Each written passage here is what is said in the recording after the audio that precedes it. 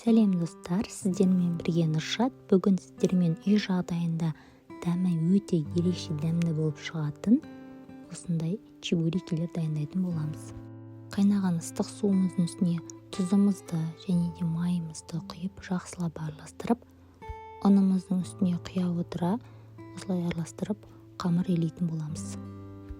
Егер де менің видеоларым сіздерге ұнап жатса, маған тіркеліп қазақша арнаны қолдауды ұмытпаңыздар.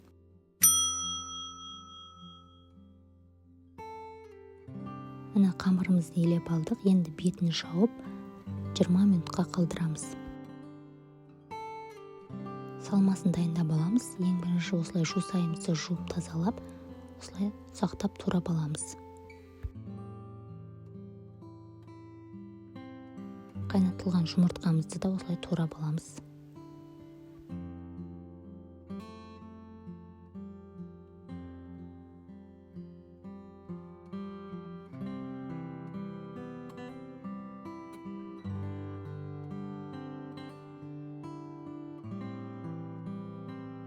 Салмамызға тұзымызды, бұрышымызды қосып жақсылап араластырамыз. Міне біздің салмамыз дайын. Қамырымызды бір қайтара илеп алып, тағы 10 минутқа қалдырамыз. Дайын болған қамырымызды дәл қолдың осылай көмегімен осылай өзіміздің формамызға келтіріп аламыз. Шұжық тәріздес ұзынша қылып аламыз және де өзімізге ыңғайлы қылып кесіп алатын боламыз. Мен қамырларымды осылай 50 граммнан өлшей отыра жасадым.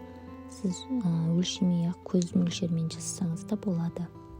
Дайын болған қамырларымыздың бетін жауып, бір шетінен ала отыра, дәл видеодағыдай дөңгелек ете жайып, чебурекілерімізді түйетін боламыз.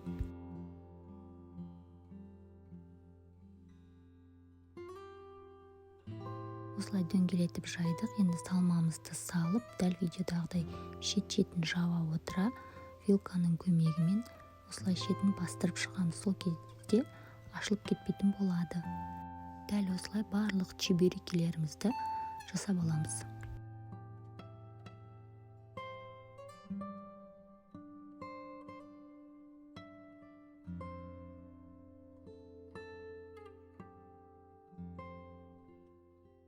Дайын болған чебурекілерімізді қызып тұрған майда орташа отта осылай екі беті қызарғанша пісіріп алатын боламыз.